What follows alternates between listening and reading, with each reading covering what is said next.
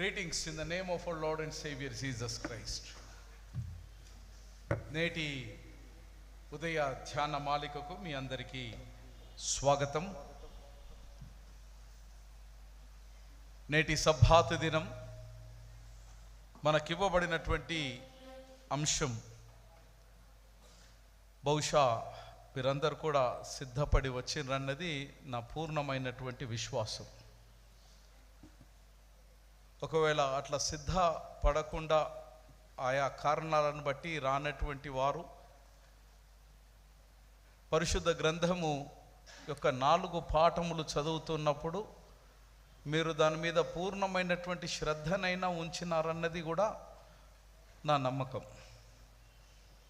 4 Bible పాఠాలు చదువుతున్నప్పుడు ఎంతమంది శ్రద్ధగా విన్నారో నాకు తెలియదు. ఒకవేళ వినకపోతే వినడం అలవాటు చేసుకుంటే మంచిది.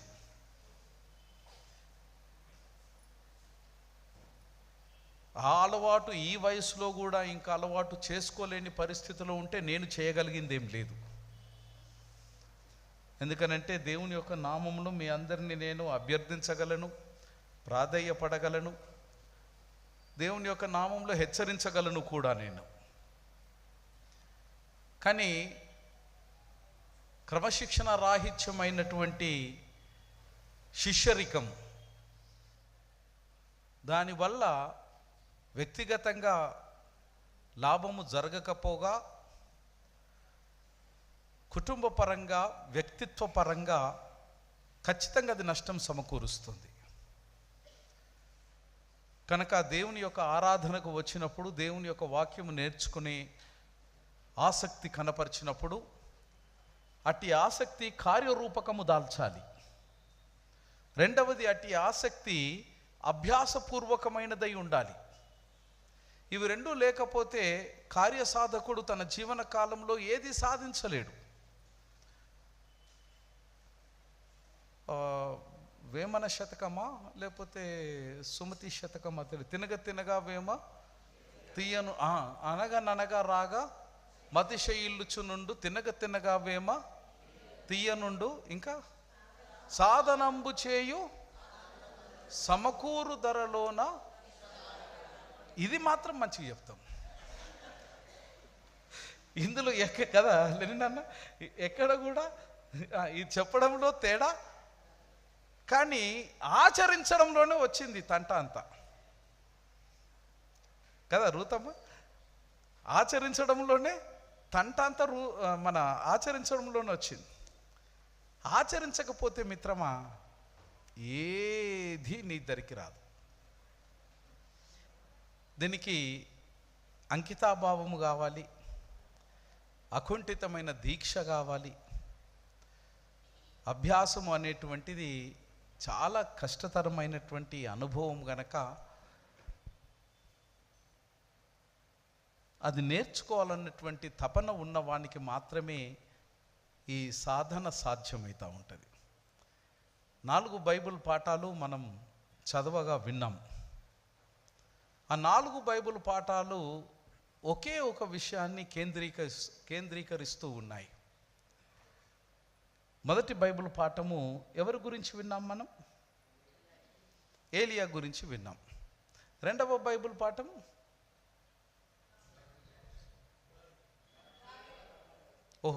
ఎట్లాగా అది కీర్తనలు చదువుతారు కనుక దావీదంటే అయిపోయి ఎటన్నా కానీ ఏమన్నా కానీ కదా. సంకీర్తన 23, కీర్తనలు 23వ అధ్యాయం. అట్లా అనకండి దయచేసి ప్లీజ్. అందులో సిఎస్ఐ మెంబర్లు అట్లా అనద్దు, ఎందుకంటే అది విన్న తర్వాత ఇక జీవితం మీద ఆసక్తి చనిపోతుంది. ఎందుకంటే యు ఆల్ ఆర్ లెర్నెడ్ విశ్వాసులు, believers, very highly qualified, dedicated, trained విశ్వాస సమాజం మీరంతా. కనుక 21వ కీర్తన 22వ కీర్తన అట్లా ఎప్పుడు అనకండి. నిద్రలో లేపితే కూడా సంకీర్తన 23 అలా అనాలి. తర్వాత పత్రికల పాఠము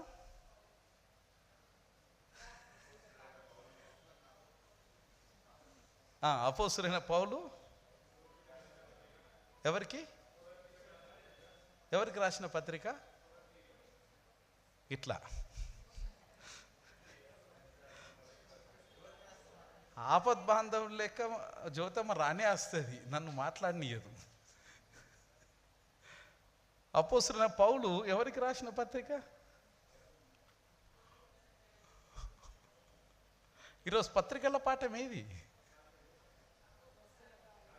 మరి పౌలు అని ఎట్లా అంటారు మీరు? అపోస్తుల కార్యములు which was written by saint Luke, not Paul. యోహాను సువార్త, అపోస్తుల కార్యముల యొక్క గ్రంథకర్త ఎవరనంటే పరిశుద్ధుడైనటువంటి లూకా, హూ ఈజ్ ఎ ఫిజిషియన్. ఆయన రాసిండు. అండ్ సువార్తల పాఠం యోహాను సువార్త. చూసిన కనుక గట్టిగా చెప్పారు, సంతోషం. ఈ 4 బైబిల్ పాఠాల మీద మీరు శ్రద్ధ వహించరని నేను అనుకుంటున్నా. ఒక సామాన్యమైనటువంటి అంశము ఈ 4 బైబిల్ పాఠాల గుండా దండలో పూలలో గుండా దారము ప్రవహిస్తూ ఉన్నప్పుడు ఈ అంశం ఈ 4 పాఠాల గుండా అది ప్రవహిస్తూ ఉన్నది. ఈ అంశము నేటి ధ్యానమాలికకు ఉన్నటువంటి 4 పాఠ్య భాగాలను పొదుగుతూ ఒక దగ్గరికి తీసుకుని వచ్చినటువంటి ఒక beautiful theme that has been given. మీరు మీ యొక్క శ్రద్ధను ఇటు అటు మళ్ళిస్తే ఆ క్షణమే మీరు నన్ను విడిచిపెట్టేస్తారు. And the rest it would sounds like Hebrew, Greek, Latin, Aramaic. కనుక let not your concentration be diverted.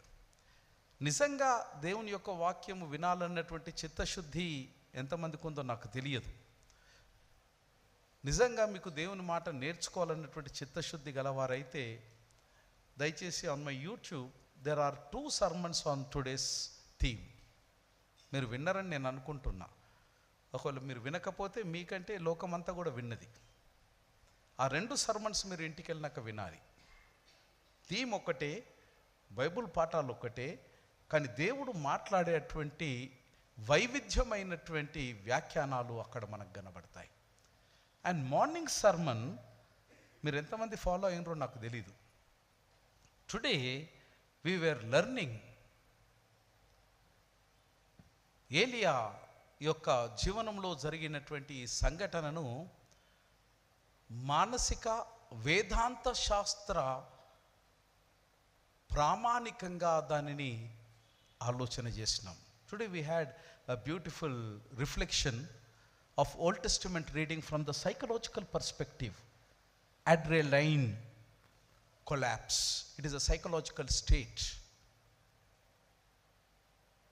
ఏలియా జీవితంలో జరిగినటువంటి ఆ సంఘటన మానసికంగా ఏ విధంగా ఒక మనిషి ఆయా అనుభవాల గుండా ప్రయాణం చేసినప్పుడు అనుభూతుల్ని చెంది ఎగసితాడో, ఎగసి పడతాడో, ఎగసినప్పుడు, ఎగసి పడిపోయినప్పుడు మనిషి యొక్క హృదయంలో, శరీరంలో జరిగేటువంటి మార్పులకు అనుగుణమైనటువంటి ప్రవర్తన ద్వారా మనిషి ప్రవర్తిస్తూ ఉన్నప్పుడు మార్పు లేనటువంటి భగవంతుని యొక్క ప్రేమ పడిపోయినటువంటి మనిషిని ఏ విధంగా పరివర్తనములోనికి తీసుకొని వచ్చి మళ్ళీ తన పాదాలను కదిలేటట్టు చేస్తుంది అన్న విషయం పాత నిబంధన గ్రంథంలో మార్నింగ్ ఐ వాజ్ డిస్కసింగ్.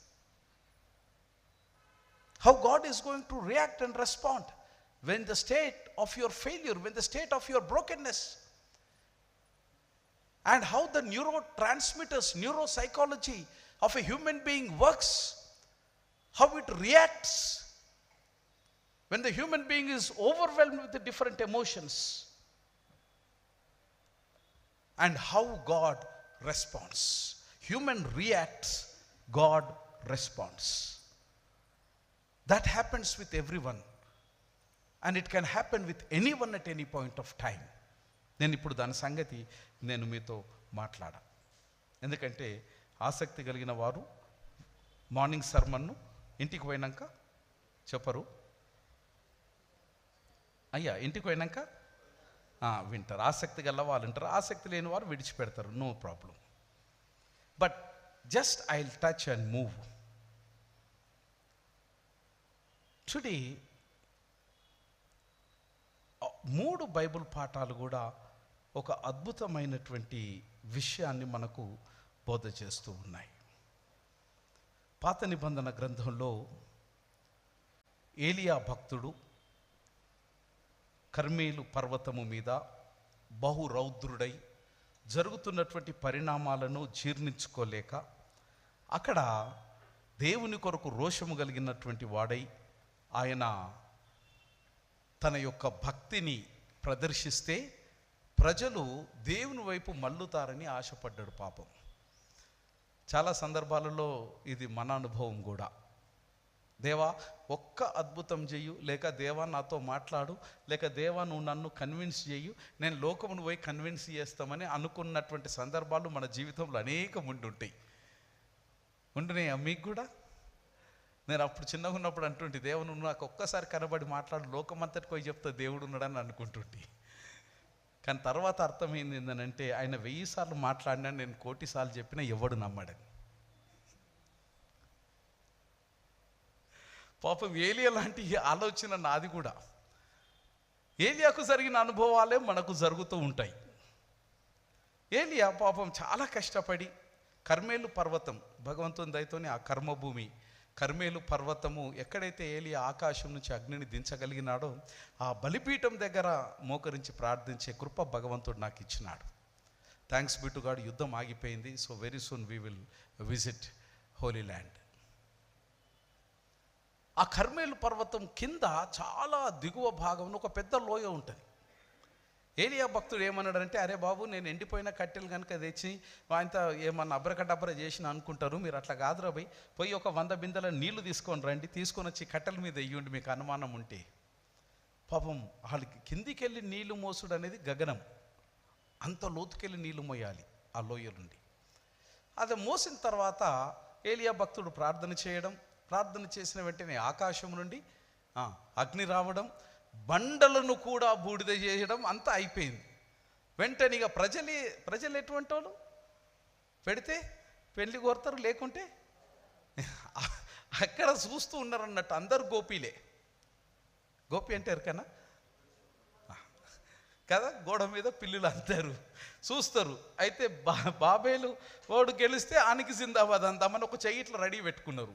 ఏలియా గెలిస్తే ఏలియా జిందాబాద్ అని ఒక చెయ్యి ఇట్లా రెడీ పెట్టుకుని 2 చేతులు ఇట్లా పెట్టుకున్నారు అన్నట్టు. ఇక ఎవడు గెలిస్తే ఏమున్నది, చెయ్యలేపుడు కదా, జిందాబాద్ అనుడు కదా.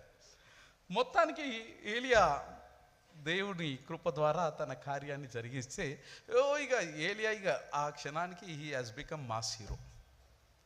అంత లోపలనే ఉపద్రవం రానే వచ్చింది. పాపం మహారాణి. ఎప్పుడు కూడా జ్ఞాపకం ఉంచుకోండి, మతం అనేది రాజ్యాన్ని పరిపాలన చేస్తుంది. ఒక రాజ్యము బహుకాలం పాటు పరిపాలన చేయాలనంటే మతాన్ని అడ్డు పెట్టుకోకుండా ఎవ్వరు కూడా రాజ్యం చేయరు. ఇది చరిత్ర నేర్పిస్తున్నటువంటి సత్యం. 12 గోత్రాలను కలిపి ఒక దగ్గర ఉంచగలిగినది యెహోవా దేవుడే. పాత నిబంధనలో రాజులు బహుకాలము పరిపాలన చేసిండ్రనంటే ఆ దేశంలో ఉన్నటువంటి ఆ మతాన్ని వారు పెంచి పోషిస్తారు. మతాన్ని పెంచి పోషిస్తారు. ఎందుకనంటే పరిపాలన వారి చేతుల్లో ఉండాలి గనక. So similar thing has happened in the history and today similar thing is also happening with us. కనుక మీ హృదయాలను కలవరపడనీయకండి. It has happened and it continues to happen. మతం అనేది ఒక పవర్ఫుల్ ఇన్స్ట్రుమెంట్ పాలకుల యొక్క చేతుల్లో. పాపం యెజబేలుకు వెంటనే తెలిసింది ఏంటంటే, అరే ఈ ఒక్క అమెండ్మెంట్ గనక పడిపోతే ప్రజలు నా మీద తిరుగుబాటు చేస్తారు అని అనుకొని మొత్తానికైతే అనుకున్నది అనుకున్నట్టు అయిపోయింది. వెంటనే ప్రజలందరూ యెహోవా దేవుడని దేవుని వైపు వారు మళ్ళినారు. వెంటనే ఒక హుకుం జారీ చేయబడ్డది. ఏమిటా హుకుం? ఏలియాను కనబడితే షూట్ ఎట్ సైట్ ఆర్డర్స్. ఈ విషయం ఈ నోట ఆ నోట మనోనికి కూడా తెలిసింది.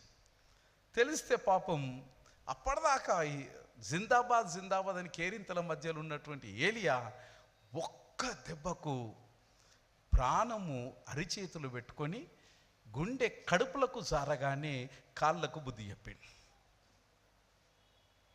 He has just started running to safeguard his life. He has just ran. There was the perception shift in the life of Elijah. అతడు he was afraid అని ఉన్నది తెలుగు బైబిల్లో, భయపడెను. అయ్యా, ఆకాశం నుంచి అగ్గి దించిన వాడు మరుక్షణమున భయమునకు లోనైనాడు. ఇది మానవ జన్మ. ఏ స్థితి ఎప్పుడు కూడా శాశ్వతము కాదని మనం జ్ఞాపకం చేసుకోవాలా. ఈ రోజున ఉన్నటువంటి స్థితి మరో క్షణములో అది మాయమైపోతుందని చెప్పడానికి ఇది ఒక బలమైనటువంటి సంకేతం. రెండవది, అతడు పారిపోవడం మాత్రమే కాదు కానీ అతని ఘటము, మనస్సు, ఆత్మ, ప్రాణము మరో క్షణములో బలహీనమైపోయింది. అతడు వెంటనే కోరుకున్నది ఏంటంటే the desire for death, the theology of exhaustion అని అనొచ్చు దీన్ని. అతడు ఏమనుకున్నాడంటే, ప్రభువా ఈ మట్టుకు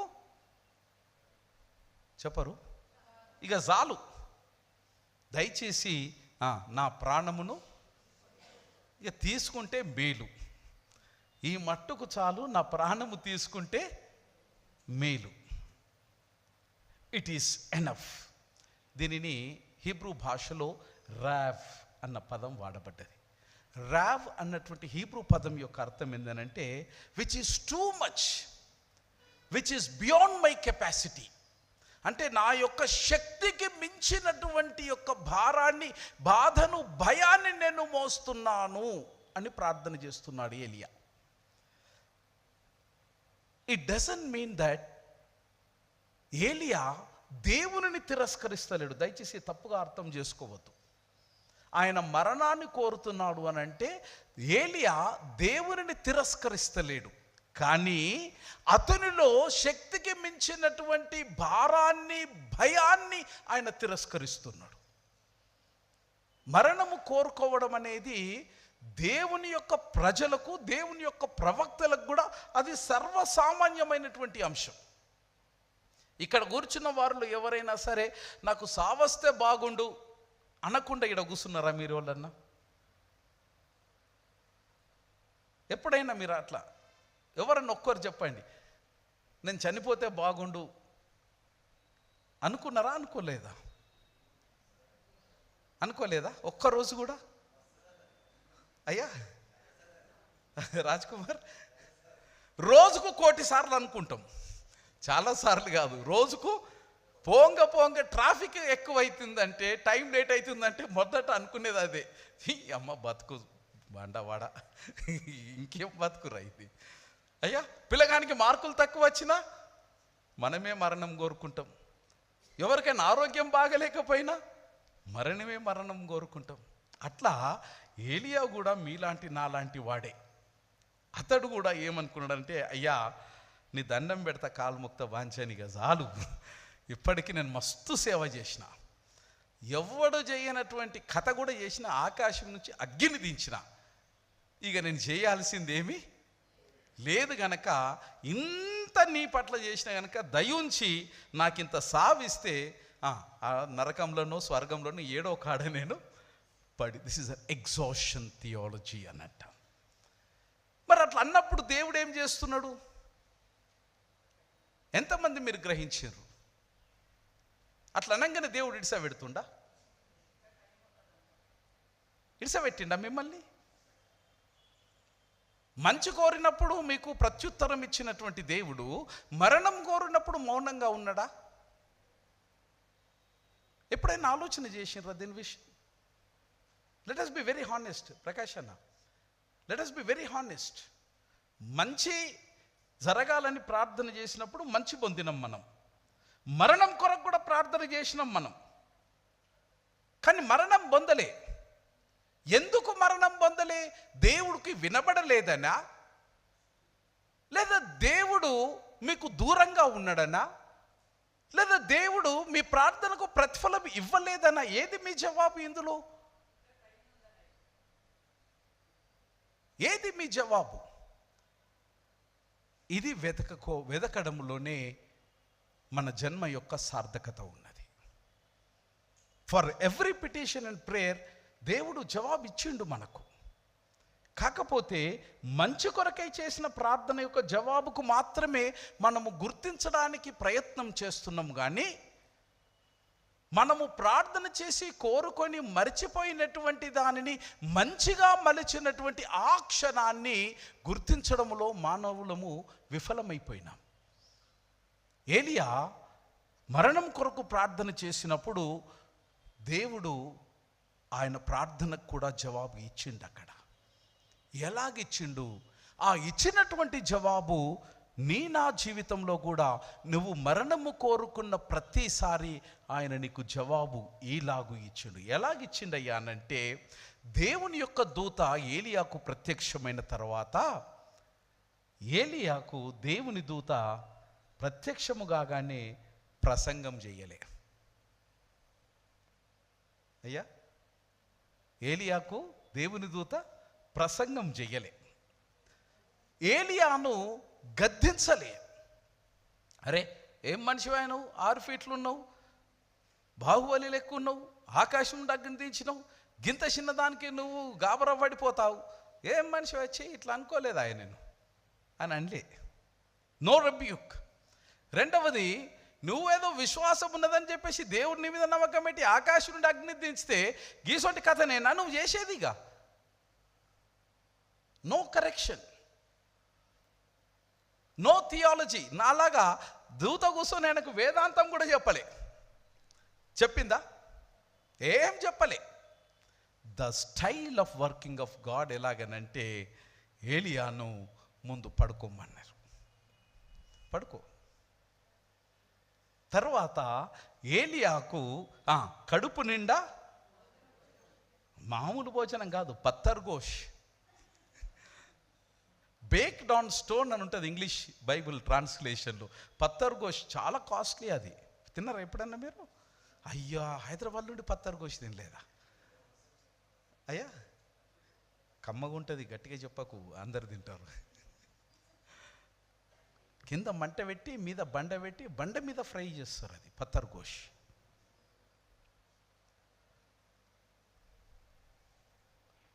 తర్వాత తందూరి రోటీ. ఈడికెళ్ళి ఆడికెళ్ళి తెస్తే ఏలియా నచ్చడని ప్యారడైజ్ నుంచి తెప్పించింది దేవుడు.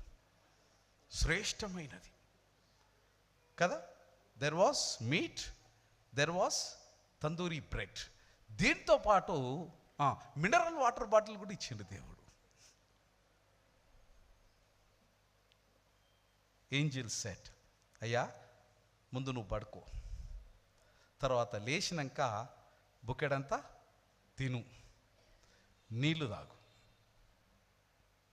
The first response of God to despair is not revolution but regulation.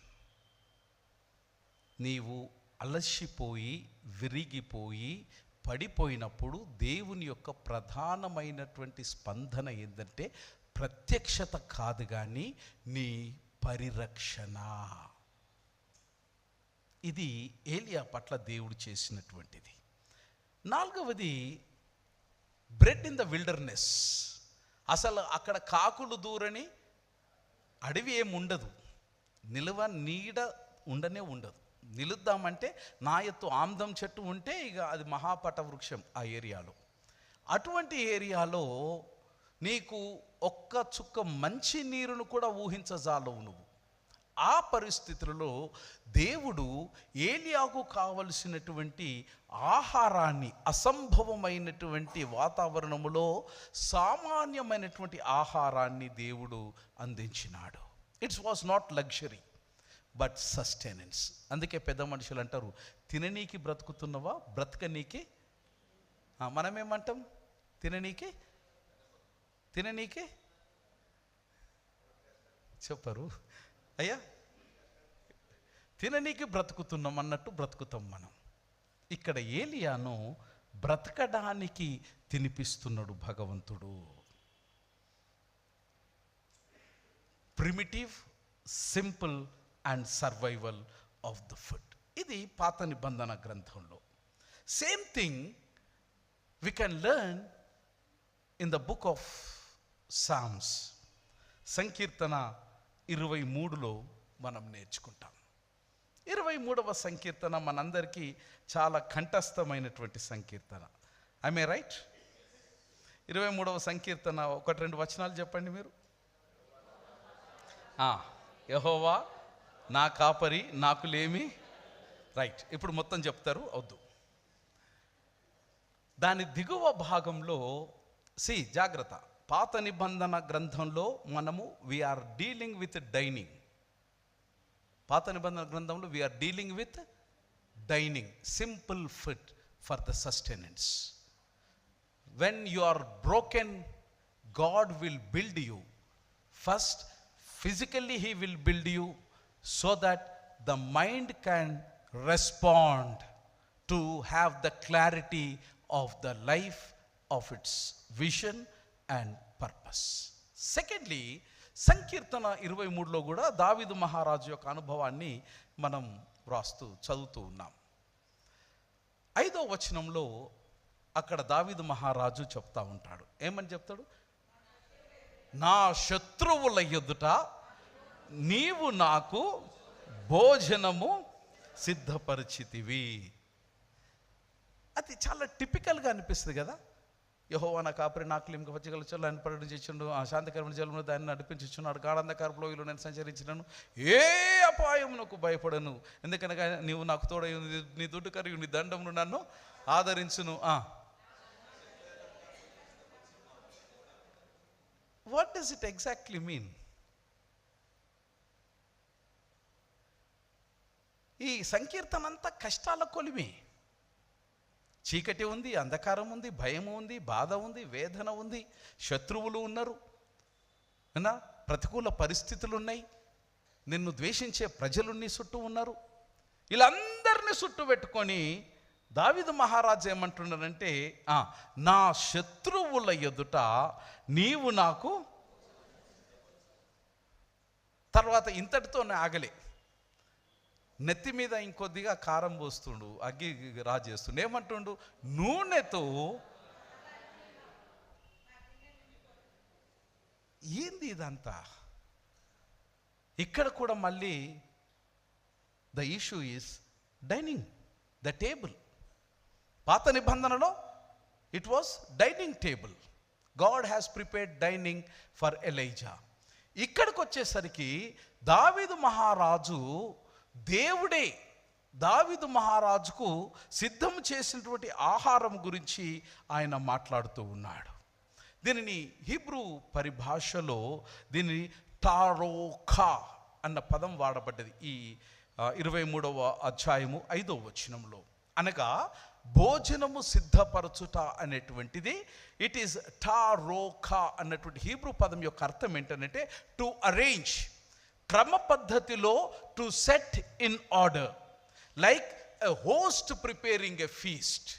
అంటే ఒక అత్యంత ఖరీదైనటువంటి పద్ధతిలో నీకు విందు ఇవ్వదలిచినటువంటి వారు నీ కొరకు సిద్ధము చేయబడినటువంటి ఒక లావిష్ టేబుల్ అన్నది దీని యొక్క భావము. అక్కడ పాత నిబంధన గ్రంథంలో ఎలైజాకు జీవనానికి కావలసిన ఆహారము మాత్రమే సమకూర్చిండు. I right? అక్కడ ఎంత అవసరమో అంత మాత్రమే సమకూర్చుండు. ఇక్కడికి వచ్చేసరికి ఇది చాలా పద్ధతిని బట్టి పటిష్టంగా అనేక రకములైనటువంటి ఆహార పదార్థాలను ఆ టేబుల్ మీద ఉంచి, అంటే ఉద్దేశపూర్వకంగా ఇట్టి హాస్పిటాలిటీని దేవుడు సిద్ధం చేస్తూ ఉన్నాడు. ఎవరి ముందు సిద్ధం చేస్తూ ఉన్నాడు? ఎవరి ముందు? అక్కడ శత్రువుల నుంచి తరమిగొట్టబడినటువంటి ఏలియాకు సిద్ధం చేస్తుండు. ఇక్కడ శత్రువుల ముందు నిలబెట్టి, వారి ముందు నిన్ను కూర్చోబెట్టి, ఆయన నీ కొరకు ఆహారము సిద్ధము చేస్తూ ఉన్నాడు. ఇది in the presence of enemies. దేవుడు నీ పట్ల కార్యం చేస్తూ ఉన్నప్పుడు సాధారణమైనటువంటి మానవుని యొక్క తలంపు ఏందనంటే, కష్టము పోయినాక దేవుడు, కష్టం కడదేర్చిన తర్వాత దేవుడు మేలు చేస్తాడేమో అని అనుకుంటాం. కానీ ఈరోజు 4 బైబిల్ పాఠాలు కూడా కష్టము అనేటువంటి కొలిమిలోనే దేవుడు నీ కొరకు కావలసినటువంటి దివ్యమైనటువంటి రుచికరమైనటువంటి ఆహారాన్ని సిద్ధము చేసి నీ శత్రువులు సిగ్గుపడేలాగా అట్టి ఆహారములో పాలు పొందడానికి ఆయన ఇస్తున్న ఆహ్వానం ఏంటంటే, కమ్ డైన్ విత్ మీ. ఆహారం ఉన్నది, ఆతిథ్యం ఉన్నది, ఆప్యాయత ఉన్నది, ఆశ్వాసనం ఉన్నది. ఈ 4 సత్యాల మధ్యలో నీ చుట్టూ నలుదిక్కులు ప్రతికూల పరిస్థితులు ఉన్నాయి, పోరాడడానికి సిద్ధమైనటువంటి శత్రువులు ఉన్నారు. ఇది reality of life. when you partake in the Lord's table, ఈ వారం నాకు మంచిగా లేదయ్య గారు, ఈ వారం నాకు బాధ ఉంది అయ్య గారు, ఈ వారం నాకు తీసుకోలేను అయ్య గారు, నెక్స్ట్ వీక్ మంచిగా అయినాక తీసుకుంటా అనేటువంటి భావన చాలా మందిలో ఉంటుంది. నెక్స్ట్ వీక్ దాకా అవసరం లేదు, అవి ఎప్పుడూ ఉంటాయి. కానీ వాటిని అధిగమించే సహవాసం యొక్క బల్లలో నీవు పాడు పొందాలని ప్రతినిత్యం భగవంతుడు నిన్ను ఇక్కడ ఆహ్వానిస్తూ ఉన్నాడు. God's provision is not postponed until peace arrives. అంతా బాగైనాక కమ్యూనియన్ తీసుకుంటామయ్య గారు అంటాం. అప్పుడప్పుడు అంటామానమ్మా, అది బాగైనాడు కావాలా? ప్రాణం పోయే వరకు నీ శత్రువులు, నీ పగోళ్ళు, నీ పాలోళ్ళు నీ వెంటనే ఉంటారు. ప్రాణం పోతే కూడా ఉండాల్సి వస్తే వాళ్ళు అక్కడ కూడా వస్తారు నీ వెనక. ఇక నీ కష్టం ఎడికి వెళ్ళిపోతుంది చెప్పండి. ఆ కష్టము నిన్ను అధికారము, ఆధిపత్యము చెలాయించకుండా ఉండే అధికారము నా సహవాసము బల్లలో నీకు ఉన్నదని చెప్పడానికే 23వ సంకీర్తన 5వ వచనంలో దేవుడు సెలవిస్తున్న మాట అంటే, నా శత్రువుల ఎదుట నీవు నాకు భోజనమును సిద్ధపరచుదువు. Come dine with me. అంతటితోనే ఆగలే 23వ సంకీర్తనలో. డైనింగ్ అనేటువంటిది, కలిసి సహవాస భోజనం అనేటువంటిది, it is a restoration of soul. Hebrew భాషలో దీనిని నెఫేష్ అని అన్నారు. అనగా restoration of my soul precedes, he prepares a table. ఈ రెస్టోరేషన్లో శారీరక, మానసిక, ఆధ్యాత్మికమైనటువంటి పునరుద్ధరణ దాగి ఉంది. ఎప్పుడు కానీ ఆధ్యాత్మికమైనటువంటి పునరుద్ధరణ భగవంతుని యొక్క పరిరక్షణలో దాగి ఉన్నదన్న సత్యాన్ని మనం మర్చిపోకూడదు. 3వ బైబిల్ పాఠం ఇక్కడ we see what is it called, అపోస్తలుడైన పౌలు యొక్క అనుభవాన్ని మనం చూస్తాం. పౌలు సముద్రయానం చేస్తూ ఉంటాడు. దాదాపుగా 14 రోజులైంది సముద్రం మీద, మధ్యధరా సముద్రంలో ప్రయాణం చేస్తూ ఉన్నాడు పౌలు. ఈ 14 రోజుల ప్రయాణంలో వారు ఒక్కరోజు కూడా ఆకాశము చాలా క్లారిటీగా ఉన్నట్టు లేదు వాళ్ళకు. 2000 సంవత్సరాల క్రితం ఒక పడవను నడిపించాలంటే ఆ కంపాస్ నీడిలో ఇంకా ఏదో దిక్సూచిలు ఏమి లేవు. సైలర్స్ పడవను నడిపించే వారికి ఒకే ఒక దిక్సూచి ఏందనంటే ఆకాశములో మెరుస్తున్నటువంటి తారలే వారికి దారులు. తారల యొక్క జాడను పట్టుకొని వాళ్ళు ఒక ఊరు నుంచి ఇంకో ఊరికి పడవ ప్రయాణం చేసేవారు అంతే. అయితే 14 రోజులైంది, ఆకాశంలో మబ్బులు వీడుతలేవు, పడిన వర్షం పడినట్టే ఉన్నది. మధ్య సముద్రంలో, మధ్యధరా సముద్రంలో ఎక్కడున్న సంగతి వీళ్ళకిగా ఎటు పోతున్నాం? ఎటు? పొద్దుగల లేస్తేనేమో సూర్యుడు కనబడుతుండు, రాత్రి ఏ చుక్క అయితే దారి చూయించాలనో ఆ చుక్కలు మరుగైపోయినాయి. ఆ పడవను నడిపిస్తున్నటువంటి వారికి భీకరమైనటువంటి తుఫాను, భయము, తమ అదుపు తప్పినటువంటి పరిస్థితి.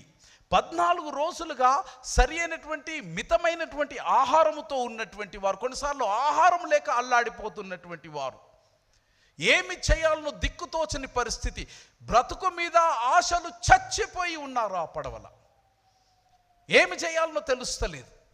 ఆ తరుణములో పరిశుద్ధుడైన పౌలు యొక్క ప్రవేశం ఆ పడవలో ఉన్నటువంటి వారికి దిక్సూచిగా మారింది. ఇక్కడ పౌలు గారు ఈ పడవలో ఉన్నటువంటి వారి చెంతకు వెళ్ళి వారితో మాట్లాడినటువంటి సంభాషించినటువంటి మాట ఏంటనంటే, టేక్ సమ్ ఫుడ్. ముందు మన దగ్గర ఉన్నటువంటి దానిలో నుంచి కొంత ఆహారాన్ని మనము భుజించుదాము. This is for your survival. మీరు బ్రతికి ఉండడానికి కావలసినటువంటి మితమైనటువంటి ఆహారాన్ని ముందు మనము తీసుకుందామని 27వ అధ్యాయం 34వ వచనంలో మనం చూస్తాం. ఇక్కడ వాడబడినటువంటి పదం ఏంటనంటే సర్వైవల్ అనేటువంటి ఆ పదంకు వాడబడినటువంటి ఆ పదం ఏంటనంటే ట్రోఫేస్ అనే గ్రీకు పదం వాడబడ్డది. ట్రోఫేస్ అనే గ్రీకు పదం యొక్క అర్థం ఏంటనంటే నరిష్మెంట్ లేదా sustenance or life giving intake. రోజు పొద్దున 5 లీటర్లు నీళ్ళు తాగుతారు కదా, సముద్రంలో నీళ్లు లేవు, మనిషికి 1/4 లీటరే తాగుదాం రోజుకు, ఎందుకంటే మనం బ్రతికి ఉండవలసి ఉన్నది.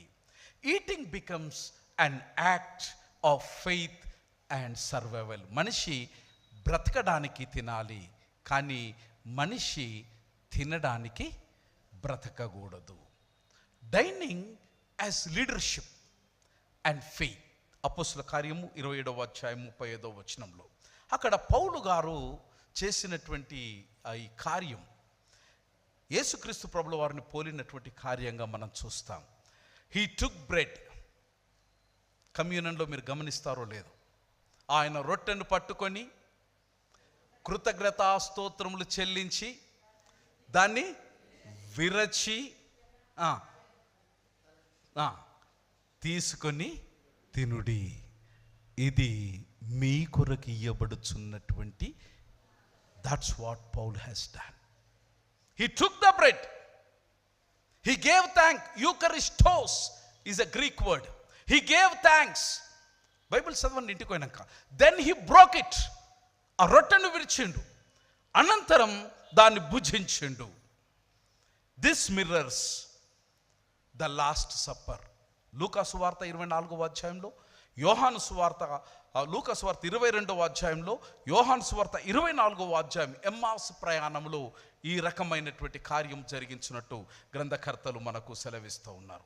ఈవెన్ ఇన్ ద స్ట్రామ్, అల్లజడి, ప్రశాంతత లేనటువంటి పరిస్థితులలో, తుఫాను మధ్యలో, the table it becomes sacramental, visible sign of invisible grace. మళ్ళీ చెబుతాను, visible sign of invisible grace. అగుపడినటువంటి దేవుని యొక్క కృపా కటాక్షానికి అగుపించేటువంటి ప్రత్యక్షమైనటువంటి ఒక ఆనవాలు ఏందనంటే breaking of bread at the Lord's table. What dining has done. ఈ పడవలో తిన్న తర్వాత ఏమి జరిగింది? Dining removes fear. వారిలో ఉన్నటువంటి భయాన్ని దూరం చేసింది. And restores community. ఈ డైనింగ్ టేబుల్ మీద కూర్చున్న తర్వాత ఒకరికి ఒకరు వాళ్ళు ధైర్యము చెప్పుకోగలిగినారు. They were all encouraged by and ate some food for themselves. మిత్రమా, ఫియర్ ఐసోలేట్స్. భయము నిన్ను ఒంటరివాణి చేస్తుంది. ఆహారము నిన్ను చెతకూరుస్తూ ఉంది. పానిక్, భ్రాంతి ఈ డైనింగ్ సహవాసములో నిన్ను సమాధానానికి నడిపిస్తుంది. ఒంటరితనము, ఐసోలేషన్ డైనింగ్లో మరొకరి యొక్క వేదనలో భాగస్వామిని చేస్తుంది. డిస్పైర్, వేదన నీకు నూతనమైనటువంటి ఉత్సాహాన్ని నింపుతూ ఉంది. పత్రికల పాఠంలో దేవుడు పౌలు గారి ద్వారా ఆహారంను గూర్చినటువంటి ఆధిక్యత మనతో మాట్లాడినాడు. Now coming back to the very important element of gospel reading. సువార్తల పాఠం మనం చూస్తూ ఉన్నాం. యేసుక్రీస్తు ప్రభుల వారు పునరుద్ధానమై ఈ సంఘటన ఇరువురు సువార్తికులు గ్రంథస్థం చేసినారు. ఒకరేమో లూకా సువార్త, రెండవది యోహాను సువార్తను గ్రంథస్థం చేసినారు. యేసుక్రీస్తు ప్రభుల వారు తన శిష్యులతో వారు ప్రత్యక్షమైనప్పుడు అక్కడ తిబేరియా లేదా గలిలియా సముద్ర తీరంలో జరిగినటువంటి ఈ సంఘటనను మనం చూస్తాం. ఆయన మంచి చేపను చక్కగా ఫ్రై చేసిన తర్వాత హీ ఈట్స్ ఇట్. వారి యొక్క సహవాసంలో ఆయన దానిని తీసుకొని ఆయన భుజిస్తున్నట్టు మనం చూస్తాం. యేసుక్రీస్తు ప్రభుల వారి స్వయంగా ఈ డైనింగ్ను లేదా ఈ ఫుడ్ను ఆయన సిద్ధం చేసినట్టు మనం చూస్తాం. తద్వారా మనం నేర్చుకునేటువంటిది ఏంటంటే, ఇక్కడ యేసుక్రీస్తు ప్రభుల వారి యొక్క శిష్యులు యేసుక్రీస్తును గుర్తుపట్టడానికి సమయం పట్టింది. ఆయన ప్రసంగం వలన ఆయనను గుర్తించలేదు, లేదా ఆయన యొక్క వేదాంతం వలన ఆయనను గుర్తించలేదు. కానీ యేసుక్రీస్తు ప్రభుల వారు రొట్టె విరిచే విధానము వలన వారి కన్నులు తెరవబడి ఈయన క్రీస్తు యేసు అన్నటువంటి విషయము వారు గ్రహించగలిగినారు. నేను మీరు అనుకుంటున్నట్టు ప్రేతాత్మను కాదు, పునరుద్ధానమైనటువంటి రూపాంతరమైన శరీరము కలిగినటువంటి వాడను అన్నటువంటి సత్యాన్ని వారికి ప్రాక్టికల్గా తెలియచేయడానికి యేసుక్రీస్తు ప్రభుల వారు అక్కడ ఉన్నటువంటి సిద్ధము చేసినటువంటి డైనింగ్లో ఆయన పాలు పొందినాడు. రెండవది, the proof of physical resurrection. This is the first level of the proof of physical resurrection. Yes, at level 1 యేసుక్రీస్తు ప్రభుల వారు ఆహారాన్ని భుజిస్తారు. Resurrection is bodily. పునరుద్ధానం అనేటువంటిది శారీరకమైనది, కానీ రూపాంతరమైనటువంటి శరీరము పునరుద్ధానము కలిగి ఉంది. ఈ మర్త్య శరీరముతో పునరుద్ధానము కాము అని మీకు జ్ఞాపకం చేస్తూ ఉన్నాం. పునరుద్ధానము రూపాంతరమైనటువంటి శరీరముతో ఉన్నదని తెలియచెప్పడానికి యేసుక్రీస్తు ప్రభుల వారు వారికి ఈ సహవాసపు విందులో పాల్గొన్నారు. రెండవది, the second level is restoration of covenant fellowship. ఎందుకు ఈ డైనింగ్లో పాల్గొనాలి అని అంటే, విడిపోయి వీగిపోయినటువంటి నిబంధన యొక్క బంధాన్ని తిరిగి పునరుద్ధరించడానికి ఆయన వారిని ఆహ్వానించినాడు. Eating together is always a restored relationship. అందుకే ఎంత కష్టమైనా, ఎంత దుఃఖమైనా, రాత్రికి ఒక్క పూటనైనా భార్యాభర్త, పిల్లలు, కుటుంబము కలిసి తినడం అలవాటు చేసుకుంటే మంచిది. ఈ కార్పొరేట్ కల్చర్ వచ్చిన తర్వాత అది కష్టమైపోయింది. ఎందుకనంటే భర్త గేట్లకు కాలు పెడతాడు, హాయ్ అంటాడు, భార్య గేట్ నుంచి కాలు పెడుతుంది, బాయ్ అంటుంది. లైఫ్ అట్లా అయిపోయింది. I'm not blaming anyone. అందుకే బాధ్యతలు, బంధాలు బలహీనమైతా ఉన్నాయేమో. మన పెద్దలు మనకు నేర్పించినటువంటిది ఏంటంటే, కలిసి తినడంలోనే కలదు సుఖము. Eating is a place. ఈనాటికి యూదులు దీన్ని తప్పనిసరిగా పాటిస్తారని నేను అనేక పుస్తకాల ద్వారా చదువుతూ ఉన్నాను. ఈ డైనింగ్ టేబుల్ మీద కూర్చున్నప్పుడు ప్రతిరోజు పిల్లలు 11 years తర్వాత తండ్రి పిల్లలకు ఆ రోజు జరిగినటువంటి వ్యాపార లావాదేవీలు, వచ్చినటువంటి లాభము, వచ్చినటువంటి నష్టము ప్రతిరోజు చెప్తారట. ఎవ్రీడే డైనింగ్ టేబుల్ మీద అది డిస్కస్ కావాల్సిందే. ప్రతి యూదునికి నిష్ఠ అది. పిల్లలు కూడా తమ జీవితంలో ఆ దినంలో జరిగిన కార్యకలాపాలను అక్కడ చెప్పాల్సిందే. యేసుక్రీస్తు ప్రభుల వారు కూడా ఈ తిబెరయ సముద్ర తీరంలో ఈ సహవాసపు విందులో ఎందుకు దీనిని ఏర్పాటు చేసిందనంటే, it was the restored relationship.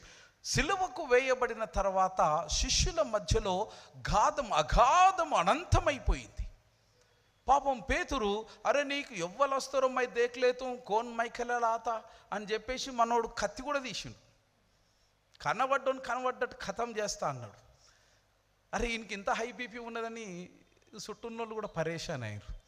ఆఖరికి టైం వచ్చినాక మనోడు కత్తికి కహాని ఖుదా జానే, అయ్యా కత్తికి కహాని ఖుదా జానే, ఈడు కాలుకి కహాని ఎటు పారిపోయిండో ఏం తెలియదు. పారిపోతే పోయిండు. కానీ పారిపోవడంతో పాటు ఇంకొక పని చేసిండు. ఏం చేసిండు అయ్యా? ఏం చేసిండు? अरे यीशु मसीह कौन है भाई, मैं उसका नाम तक नहीं जानता हूं। नाम तक, काम की बात तो खुदा जाने, नाम की कभी सुना ही नहीं, मैं उनको देखा ही नहीं। अरे आपके जैसा दाढ़ी था? अरे दाढ़ी तो सबको रहता भाई, मेरे को भी ये दाढ़ी दाढ़ी सबको होता है। He was full of guilt. మనస్సాక్షి ఉంటుంది కదా, ఎంత చంపుకున్నా ఎక్కడో ఒక దగ్గర ఆవగించంత మనస్సాక్షి ఉంటుంది, అది కొట్టుకోదా? అదే తరహాలో 10-11 మంది శిష్యులు కూడా ఎవరితోవనాడు పారిపోయింది, ఇవ్వట్లేడు. ఇలాగే విడిచిపెడితే బంధాలు బలహీనమైపోయి బాధ్యతలు విరిగిపోతాయన్న ఉద్దేశంతో వారిని ఏకతాటి మీదికి తీసుకొని రాగలిగినటువంటి ఏకైక బలమైన సాధనం ఏంది అని అంటే డైనింగ్ టుగెదర్. ఒకరిని ఒకరు చూసుకోగలుగుతాం, ఒకరిని మరొకరు వినగలుగుతాం, ఒకరిని మరొకరును అర్థం చేసుకోగలుగుతాం, ఒకరితో మరొకరము సంభాషించగలుగుతాం. తద్వారా అప్పటి వరకు అయినటువంటి గాయాలు క్రమేపీ అవి మానిపోయే బలమైనటువంటి స్థలము, కేంద్రం ఏది అనంటే కలిసి సహవాసములో భోజనము చేయడం. వాళ్ళు కూర్చున్న తర్వాత యేసయ్య గతం యొక్క గాయాలను ఆయన జ్ఞాపకం చేయలే. అరే ఏం చేసినారు భయ్ మీరు, నేను మిమ్మల్ని నమ్ముకొని ఇల్లు వీకి పందిరేసుకుంటే, నేను నిజంగా తీసుమార్కాలను నాయనుకున్నారు అనుకుంటే, నేను మీ బలం చూసి నేను ముందుకు పోతే నేను ఒక్కొని ఆగమైపోయినా అని ఆయన వారిని బదనాం చేసే పని చెయ్యలే. ఒక్క మాట కూడా వారి బలహీనతను కానీ వారి గతమును కానీ మాట్లాడలే. ఆయన ఏమన్నాడనంటే, भाई 3 दिन हो गया खाना नहीं खा के, चलो भाई खुल के बात कर लेंगे, खुल के खाना खा लेंगे, बाकी बाद में, बाकी बाद में. You do this experiment with your children, with your wife and husband, and you see the result. You see the result. You'd be amazed how it works. It has given a positive. This is called the covenant language.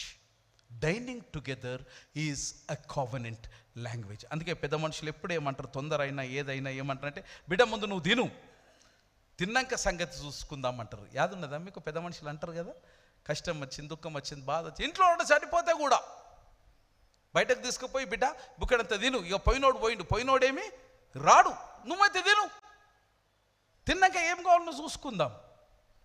అంటే వాళ్ళ మీద ప్రేమ లేక కాదు, వీళ్ళకు ద్వేషం ఉండని కాదు, తినకపోతే ఇది నీది పని చెయ్యదు కనుక ఇది పని చేయాలి అని అంటే దానికి గ్లూకోజ్ కావాలి, గ్లూకోజ్ లెవెల్స్ పెరగాలి కనుక గ్లూకోజ్ లెవెల్స్ ఎక్కడ పెరుగుతాయి అంటే, నువ్వు బుక్కెడంతా అన్నము కడుపులో వడేస్తే గ్లూకోజ్ లెవెల్ వెలిగితే అది బ్రెయిన్ను ఇగ్నైట్ చేస్తుంది కనుక ఏమి చేయాలన్నటువంటి కార్యము నీకు చాలా తేజగా కనబడుతుంది కనుక నువ్వు ముందు కొద్దిగంత తిను.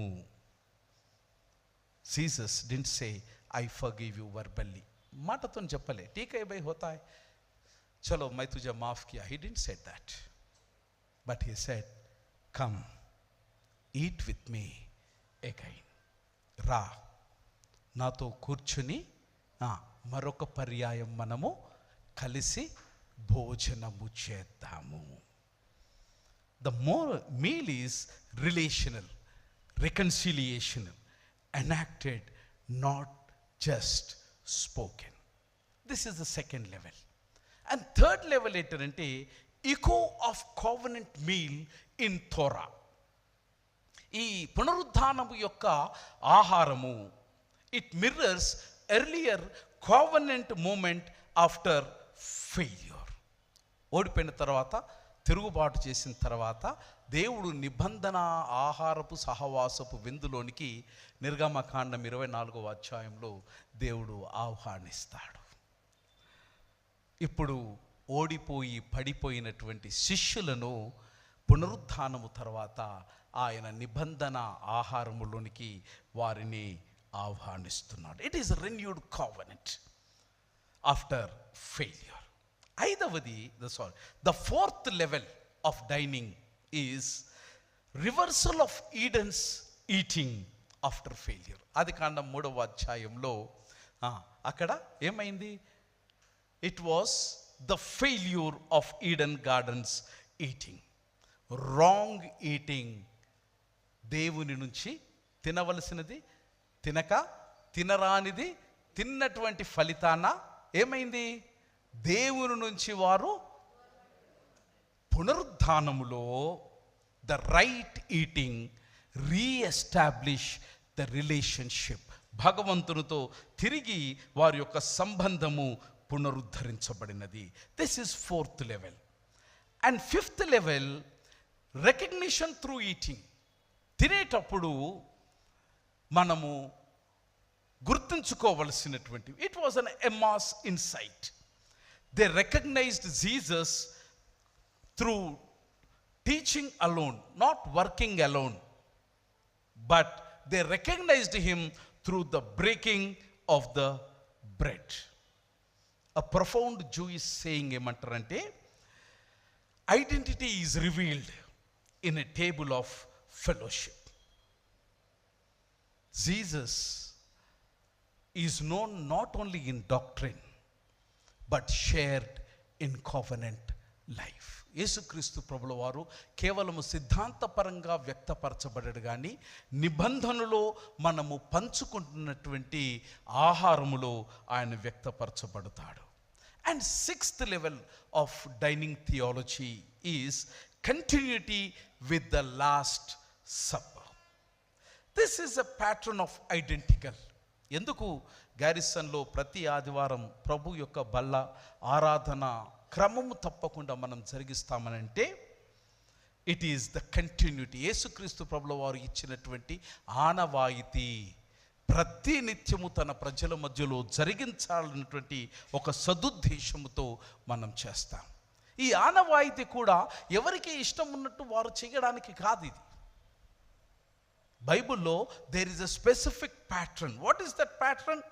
యేసు రొట్టెను తీసుకొని దానిని దీవించి లేదా ఆశీర్వదించి విరచి తన శిష్యులకు ఇచ్చి, తీసుకొని తినుడి, ఇది మీ కొరకు ఇవ్వబడుచున్న నా శరీరము.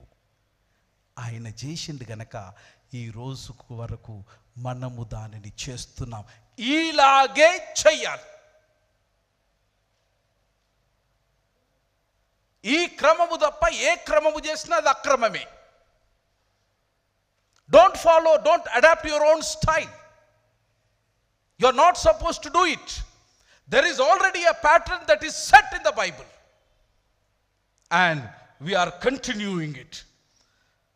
Resurrection never conceals the meal, but it signifies it. ఏడవది, కమిషన్ త్రూ మీల్. అన్నము తిన్న తర్వాత దేవుడు ఆజ్ఞను ఇస్తాడు. ఏలియా కడుపు నిండా తిన్న తర్వాత పుష్కలంగా పడుకున్న తర్వాత జరంత బలం వచ్చింది ఇక మనోనికి. అప్పుడు యెహోవా దేవుడు అన్నాడు, బిడ్డ జర కడుపు చల్లబడ్డదా, మంచిగా నిద్రపోయినావా? నిద్రపోయినా. ఇక లేవు, ఇక లేవు, అయిపోయింది అనుకున్నావు కదా, సావు కావాలనుకున్నావు కదా, ఇక లేవు. లేచి హోరేబుకు నీవు 40 రోజులు నడవాలి. ఎన్ని రోజులమ్మా? That is a commission after meal. After taking communion, the word of God says, సమాధానంగా లోకములోనికి మీరు వెళ్ళండి. Jesus after the meal he has given commission to his disciple. సర్వలోకమునకు వెళ్ళి సర్వ సృష్టికి మీరు నేను అప్పగించబడినటువంటి పనిని చేయండి. చిరకాలము నేను యెహోవా మందిరములో నివాసము చేసేదను. సముద్రంలో 14 రోజుల అంధకారం అనంతరం పౌలు అనంతమైనటువంటి సేవ విశ్వానికి చేసిండు. Yours is not an end today. ఈరోజు ఉన్నటువంటి స్థితి, ఈరోజు ఉన్నటువంటి గతి శాశ్వతం కాదు మిత్రమా. God is feeding you. ఎందుకంటే ఇంకా నీవు నడవవలసిన ఎమ్మాసు ప్రయాణము 40, 50, 60 సంవత్సరాలు నీ కొరకు సిద్ధం చేయబడి ఉన్నది. God is commissioning you. నువ్వు వెళ్ళాలి. నువ్వే వెళ్ళాలి, వేరే వాళ్ళు కాదు, నీవే వెళ్ళాలి అన్నది మనకు నేర్పిస్తున్నటువంటి సందేశం. From table it leads to transformation, from transformation it leads to the task. There is a task for you, you need to reach the task.